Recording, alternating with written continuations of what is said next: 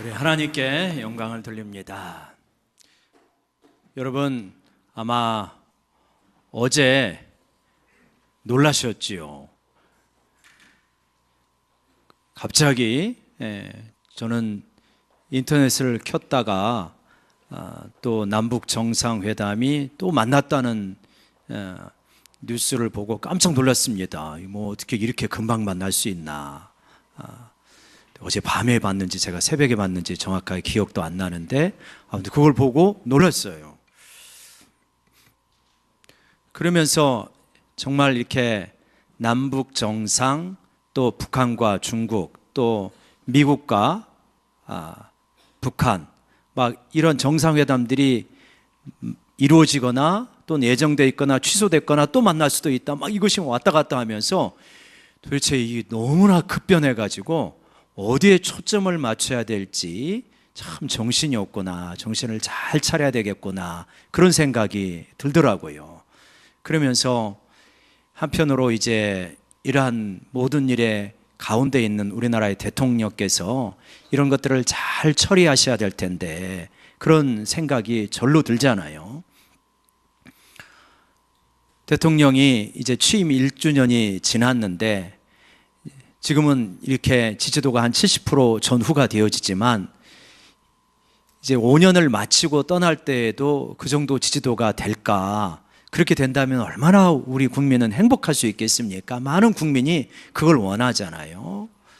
근데 대부분의 대통령은, 지금까지 우리나라 대통령은 처음에는 지지도가 굉장히 높았지만 갈수록 떨어지잖아요. 1년, 2년, 3년 지나면 측근 비리라든가 이런 것 때문에 갈수록 떨어지면서 나중에는 뭐 형편없는 지지 가운데서 물러나는 경우들이 많죠. 백성들은 다, 국민들은 원하잖아요. 어떤 처음에 잘했던 그 높은 지지가 완전히 그 정도 숫자는 아니다 할지라도 그 좀 비슷하게 가다가 물러나면 얼마나 좋을까. 그게 모든 백성들이 원하는 거잖아요. 그렇구나. 하나님도 똑같으시구나. 하나님도 그의 백성, 그가 사용하는 사람들을 사용하실 때 끝까지 사용하시기를 원하시는 거죠. 사용하시다가 아이고 너하고는 도저히 같이 못 가겠다, 내가 너를 버리는 게 아니라 네가 나를 버려서 내가 어떻게 할 수가 없구나, 그러길 원하시지 않을 거예요.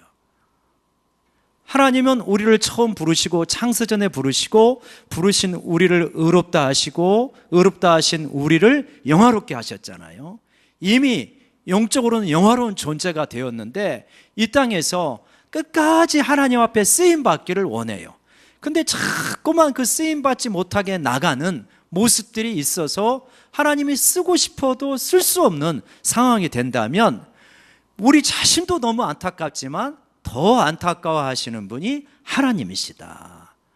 여러분, 우리가 그런 의미에서 우리 제목을 옆 사람하고 한번 같이 외쳐봅시다. 한번 주먹을 불끈 쥐고 끝까지 쓰임받읍시다. 중간에 탈락하지 말고 끝까지 쓰임받도록. 오늘 사울의 이야기는 우리가 잘 아는 이야기인데, 사울 왕은 하나님이 끝까지 쓰고 싶은데 못 쓰시는 거예요. 왜냐하면 본인이 버림을 받게 행동을 하고 본인이 떠나버리니까 못 쓰시는 거죠. 어떤 부분 때문에 그러는가, 한 3가지 관점에서 우리가 좀 살펴보기를 원합니다. 그래서 우리들은 여기서 어떤 교훈을 얻고 하나님 앞에 쓰임받기 위해서 좀 내가 이래야 되겠구나, 이렇게 좀 각성하고 새로워지는 그러한 시간이 되었으면 좋겠습니다. 첫 번째로 사울 왕이 결국은 하나님 앞에 버림을 받는데 그 이유는 무엇이냐면 스스로 작게 여기지 않았습니다. 17절 우리 앞부분 한번 같이 볼까요? 사무엘이 이르되, 같이 읽읍시다. 시작. 사무엘이 이르되 왕이 스스로 작게 여길 그때에 이스라엘 지파의 머리가 되지 아니하셨나이까. 거기까지요. 스스로 작게 여길 때 이스라엘 지파의 머리로 하나님께서 삼으셨거든요. 그러니까 사무엘 선지자가 와가지고 기름을 부으고 당신이 이스라엘의 왕이 될 거다 그랬더니 내가 누구간데 왕이 되겠냐, 우리 지파는 베냐민 지파이다.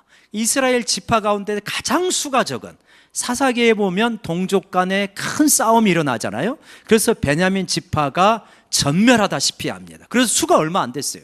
그렇게 적은 지파 수준인데 내가 어떻게 왕이 됩니까?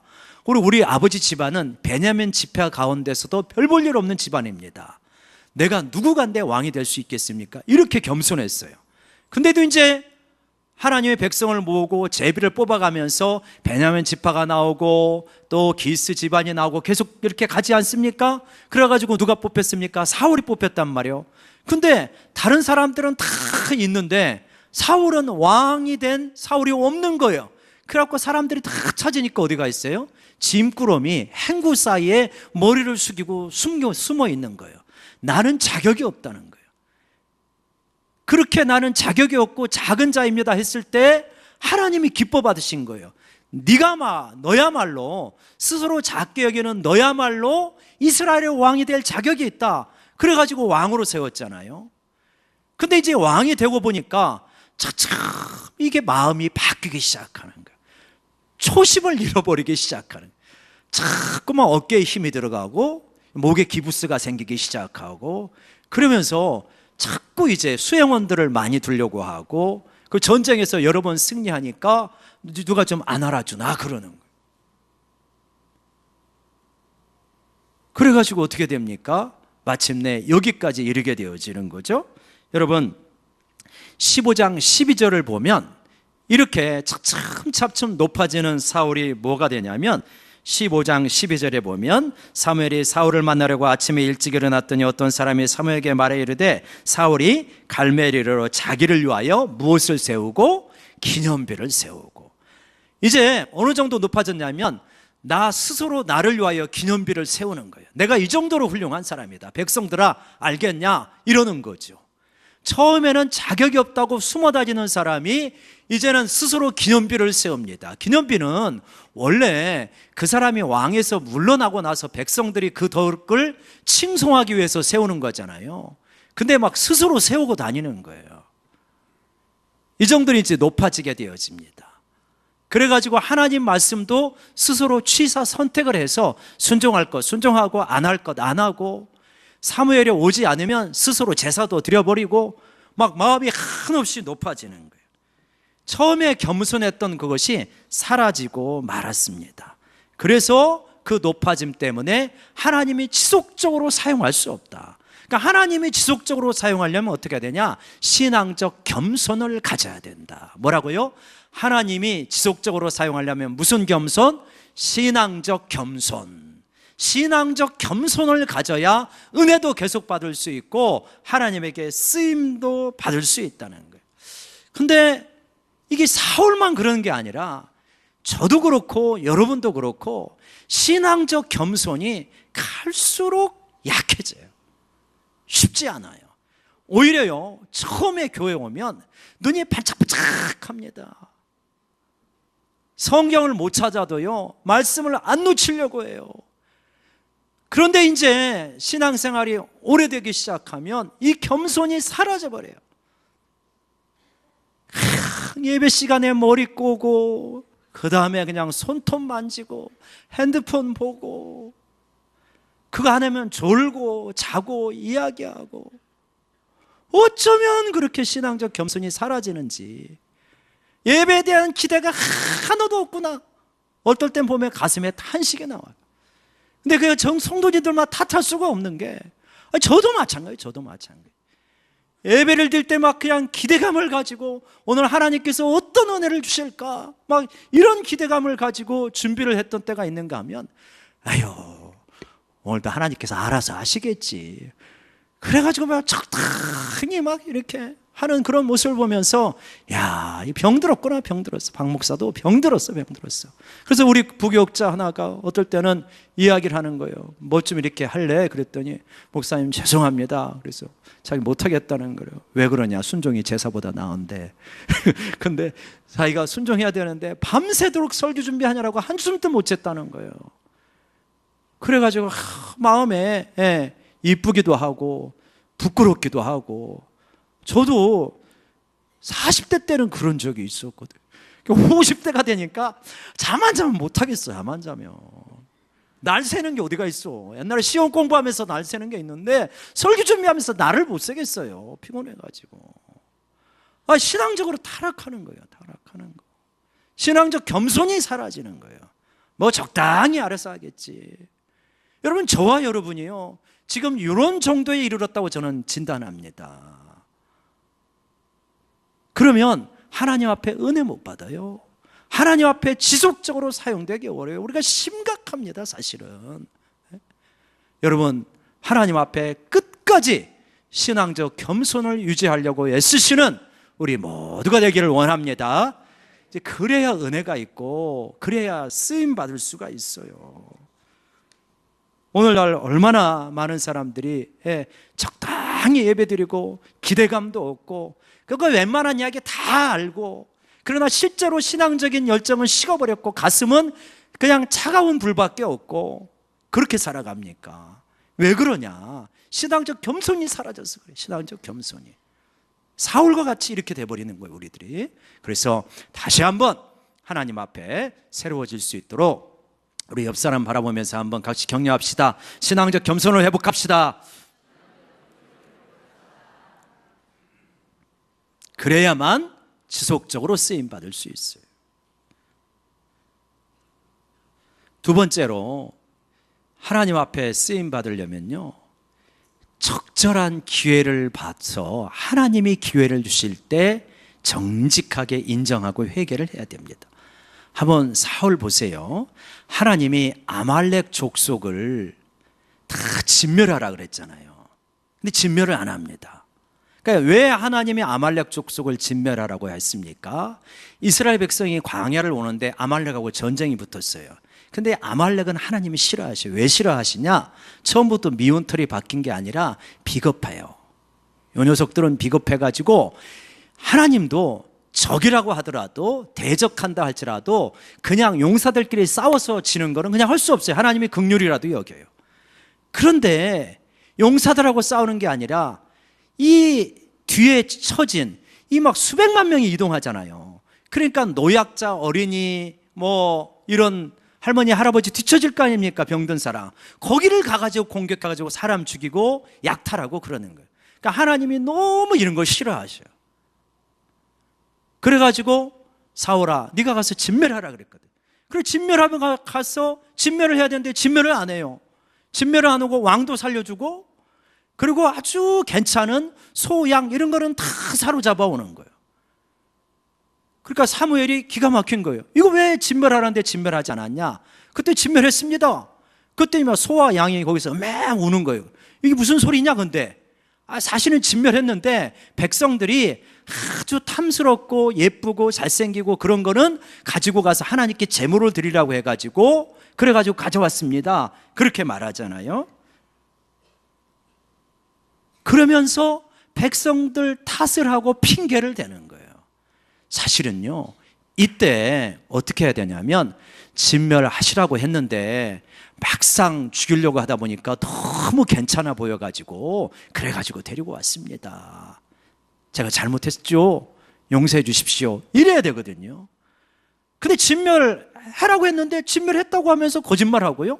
무슨 소리야, 여기 멀쩡히 있는데. 그랬더니 백성들이 그래가지고 어쩔 수 없었습니다, 이렇게 말하는 거예요. 그러니까 사무엘이 뭐라고 합니까? 참 당신이 망령되이 행한다. 자꾸만 망령되이 행한다는 거예요. 어떻게 그러냐? 여러분, 이 사울왕의 죄가 사울왕의 뒤를 이어서 왕이 되는 사람이 있잖아요. 다윗왕의 죄하고 비교해보면 어떻습니까? 다 우리 현대인의 시각으로 보면 다윗왕의 죄가 훨씬 심각하죠. 다윗왕은 자기의 부하의 여인을 취하고 부하를 전쟁터에 보내가지고 살인 교사를 해가지고 죽였잖아요. 그리고 그걸 은닉하려고 하고, 그렇게 끔찍한 죄를 지었는데 나단 선지자가 와가지고 양의 비유를 통해 가지고 99마리의 양을 가지고 있는 사람이 한 사람 한 마리를 가지고 있는 농부 양을 가져다가 손님을 대접합니다. 그랬더니 그런 나쁜 놈이 있냐? 그렇게 외쳤더니 그 나쁜 놈이 바로 당신입니다. 그랬더니 내가 잘못했구나. 그러면서 통곡하면서 인정하고 회개하지 않습니까? 그러니까 죄를 보면 50부 100부죠. 사울 왕이 지은 죄나 다윗 왕이 지은 죄나. 근데 다윗은 후손 대대로 왕의 가문이 되어지고 거기서 예수님까지 나오십니다. 사울은요 불과 그냥 자기 혼자만 왕이 되고 그 훌륭했던 아들 요나단이 왕이 되지 못해요. 왜 그러냐? 그렇게 큰 죄를 똑같이 지었는데. 근데 뭐냐? 다윗은 정직하게 자신의 죄를 인정하고 회개한 반면에 사울은 핑계를 대고 그리고 변명을 하고 회개하지 않는 거예요. 이렇게 해가지고 결국은 기회를 상실해 버린다. 여러분, 하나님께서 우리에게 기회를 주실 때 회개할 수 있는 역사가 일어나기를 간절히 소원합시다. 그래서 정말 우리가 회개하자. 우리가 얼마나 사실 이렇게 보면 부족함이 많고 부족함 정도가 아니라 고의적으로 악을 행하는 순간들도 얼마나 많은지, 어쩌면 그렇게 우리 뼛속 깊숙이 죄가 그렇게 스며들어 있는지 철저하게 이런 것이 드러날 때마다 하나님 앞에 회개하고 나가야지. 두리뭉실하게 넘어가게 되면 하나님 앞에 은혜 받기가 어렵고 쓰임 받기가 어렵다. 우리 옆 사람 바라보면서 다시 한번 도전합시다. 기회 주실 때 회개합시다.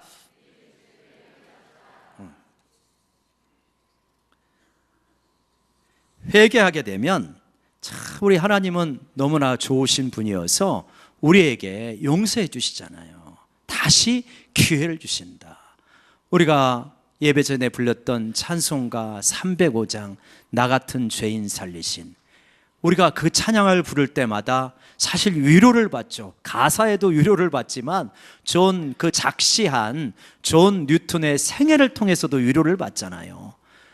본인이 아버지가 노예선의 선장이었고 자기도 노예선 선원이었다가 자신도 노예가 되었다가 다시 또 노예선 선장이 되어지고 그리고 나중에 회개를 하고 참 그렇게 훌륭한 목회자로서 일생을 마치게 되었다고 하는 것은 누구에게나 기회가 있다는 걸 말해주는 거예요. 아무리 악독하고 끔찍한 죄를 지었다 할지라도 진실로 하나님 앞에 회개한다면 사죄의 은총을 받을 수 있다는 것을 존 뉴턴의 생애가 보여주지 않습니까? 여러분, 우리 자신이 정말 어떨 때 보면 나도 내가 무서울 때가 있죠.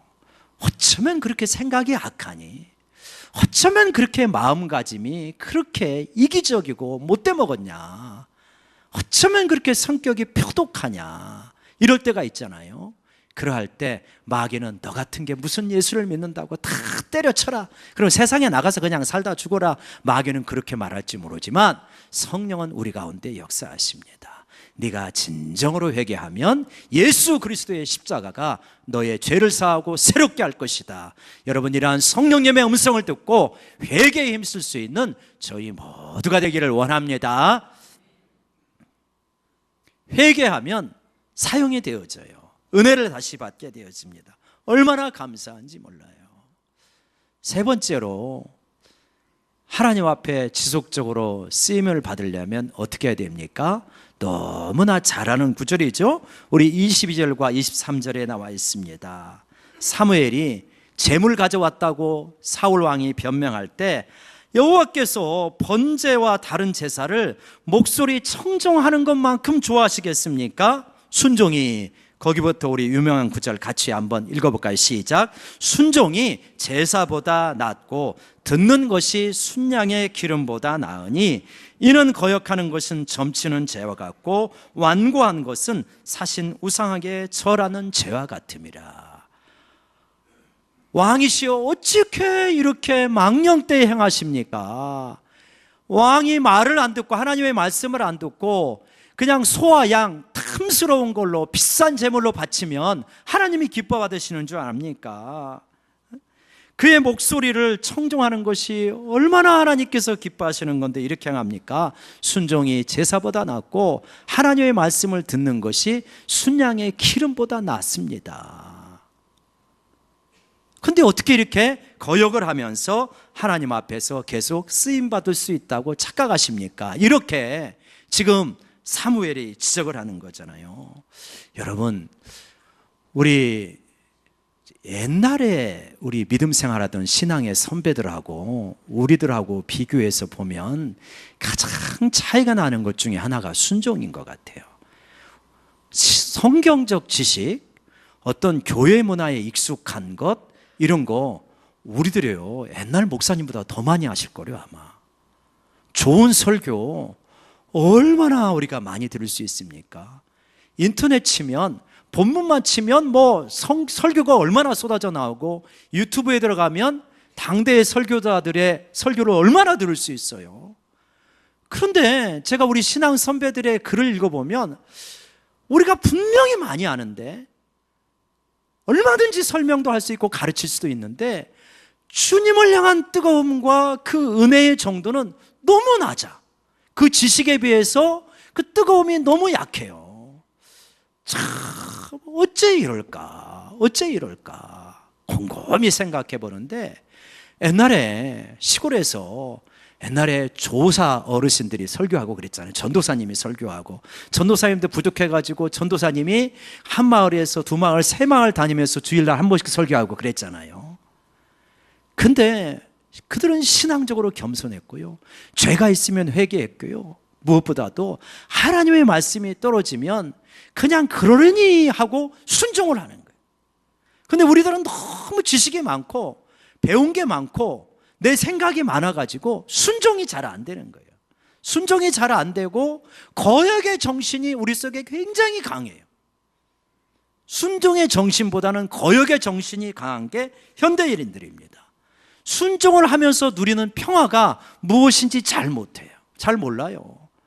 오히려 수많은 교육과 환경 속에서, 여러 가지 문화적인 혜택 속에서 순종을 잘 모릅니다. 순종하면 내가 큰일 나는 줄 알아요. 여러분 어떻습니까? 목사님이 말도 안 되는 이야기하면 저건 나하고 생각이 다른데 하면서 순종 안 하시잖아요. 그러지 않습니까? 선생님이 뭔 이야기하면 요새 순종 안 하잖아요. 아이들이 부모가 이야기해도 순종 잘 안 하잖아요. 이게 얼마나 불행인지 몰라요. 아이가 부모님에게 순종하고, 학교에 가서는 선생님에게 순종하고, 직장에서는 상사에게 순종하고, 교회에 와서는 목사님에게 순종하면 그것이 큰 복인데 그 복을 놓치고 살아버립니다. 그래가지고 순종을 안 해요. 나이 어린 전도사님의 말에도 순종을 해야 되는데 순종을 안 하는 거예요. 그러면서 영적으로는 마음이 식어져 버리는 거예요. 참 가슴 아픈 일이에요. 거역이 심지어는 자유라고 생각하는 그러한 어떤 시대적인 흐름이 있잖아요. 이 시대를 보면 내가 원하는 대로 한다, 누가 뭐라도 내가 원하는 대로 한다, 이렇게 생각을 합니다. 그런데 순종하면요, 거역하면서 내가 자유인으로 살아가면 내 인생에 대한 책임을 내가 다 져야 되지만, 순종하면 하나님께서 책임져 주신다는 걸 믿으시기 바랍니다. 하나님께서 책임져 주시기 시작하셔요. 순종을 잘 안 해봐서 그래요. 순종하면 얼마나 마음이 기쁜지 몰라요. 한번 보세요. 우리가 충동이라는 게 있잖아요. 우리 마음속에서 충동이 여러 가지가 있잖아요. 충동적인 이러한 그 자아를 가지고 살아가는 사람은 인생을 예측할 수가 없습니다. 불현듯 어떤 충동이 일어나면 그것에 순종해 버리는 거예요. 근데 충동적인 자아는 어떤 자아에 굴복을 해야 됩니까? 이성적인 자아에 굴복을 해야 돼요. 충동적 자아는. 그래야 그 삶이 예측이 가능하고 열매를 맺을 수 있잖아요.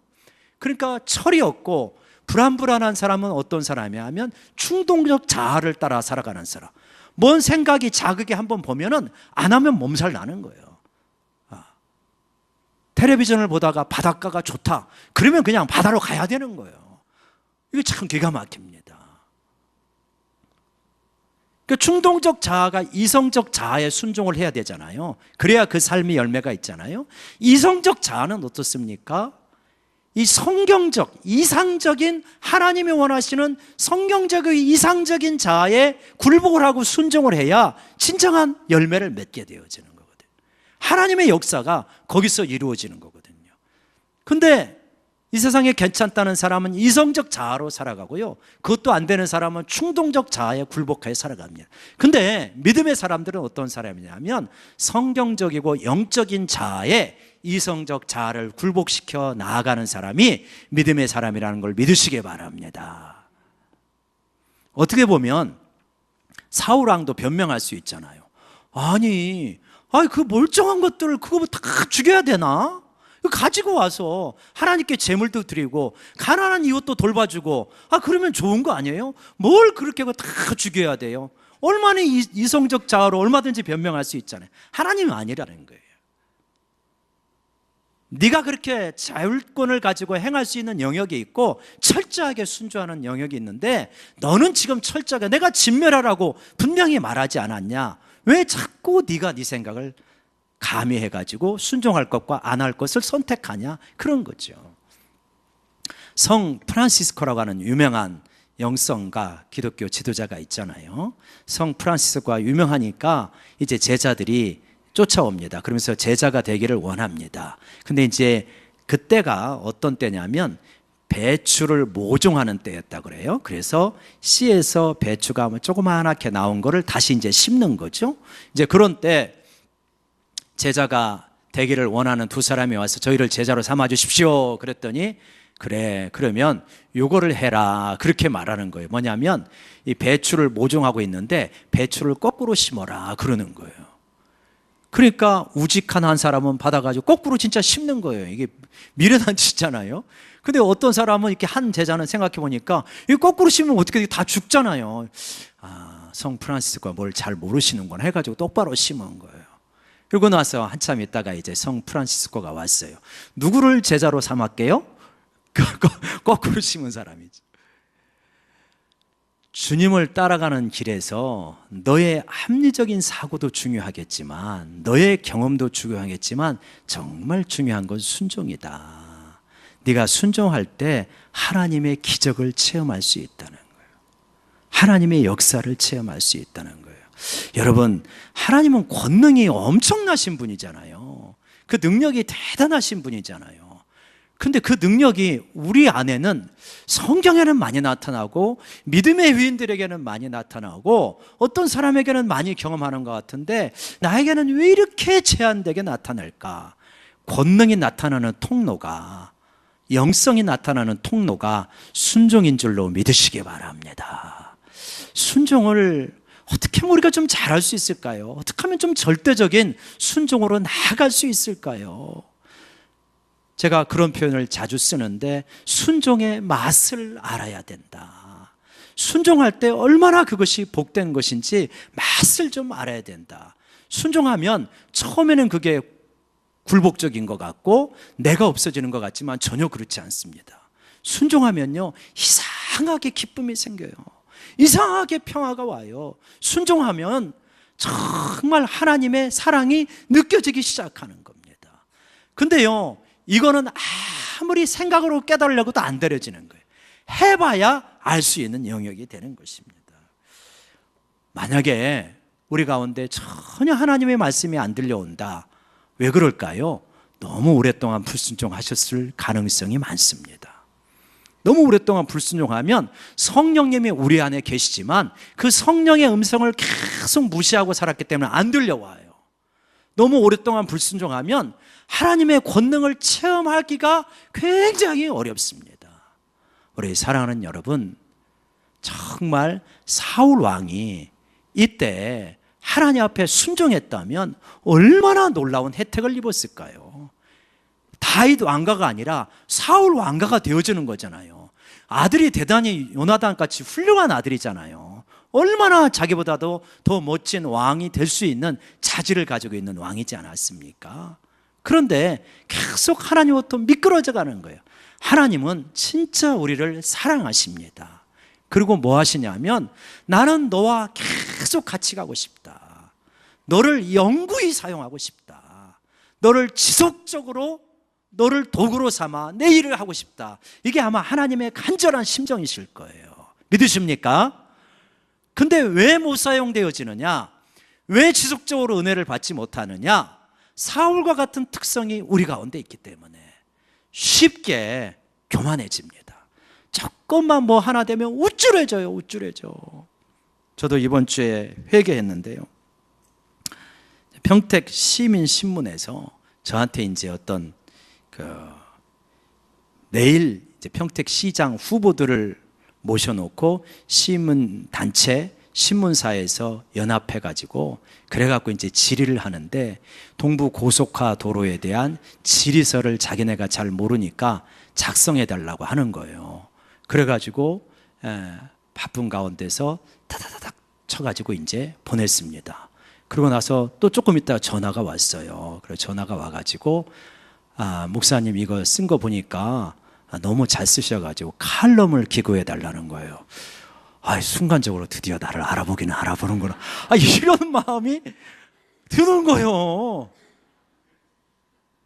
우쭐해지는 거예요. 기념비 세우고 싶은 거죠. 틈만 있으면 우쭐해지려고 하는 자아를 발견하는 거예요. 그래가지고 높아지려고 하는 거예요. 우리에게 있는 속성이 이렇구나. 그런 게 한두 번이겠습니까? 우리 모두 조금만 괜찮으면 또 높아지려고 하고, 이러한 모습. 조금만 기회가 되면은 순종하지 않고 거역하려고 하고, 조금만 기회가 되면 용기 있게 직면하기보다는 도망치려고 하고, 빠지려고 하고, 다른 사람을 탓하고. 하나님은 아니다, 아들아 딸아, 나는 너를 진짜 쓰기를 원하거든. 그러려면 네가 내 도구가 돼야 돼. 내 그릇이 돼야 돼. 내 그릇이 되려면 네가 어떠해야 되냐? 너 끝까지 겸손해야 된다. 너 끝까지 너의 죄가 발견되면 회개해야 된다는 거예요. 그래야 내가 너를 쓸 수 있어. 너 끝까지 네 생각대로 순종하지 말고, 내가 말을 하면 정말 먼저 순종하고 봐라. 그러면 네가 나의 충실한 그릇이 되어줄 수 있다. 하나님 그렇게 말씀하십니다. 그리고요, 우리를 도우셔요. 하나님 쓰기를 누구보다도 원하시기 때문에. 사랑하는 여러분, 우리 수시로 유혹을 받지만요, 하나님 앞에 예배를 드릴 때마다, 말씀을 읽을 때마다 수시로 새로워지면서 하나님 앞에 끝까지 쓰임받기를 원합니다. 여러분, 우리 인생의 가장 중요한 때는 언제입니까? 결국 노년 아니겠습니까? 노년에 하나님께서 늘 함께 하시는 삶 얼마나 복됩니까? 중간에 우여곡절이 있지만 진짜 하나님께서 끝까지 함께 하시는 거라 가장 복된 삶입니다. 세상적으로 성공하지 못했어도요, 지위가 높지 못했어도, 내 자녀가 크게 성공하지 못했어도요, 나는 하나님과 같이 동행하고 있어. 이게 가장 잘 사는 삶일 것입니다. 그렇게 끝까지 하나님과 동행하시기를 주의 이름으로 축원합니다. 기도하십시다.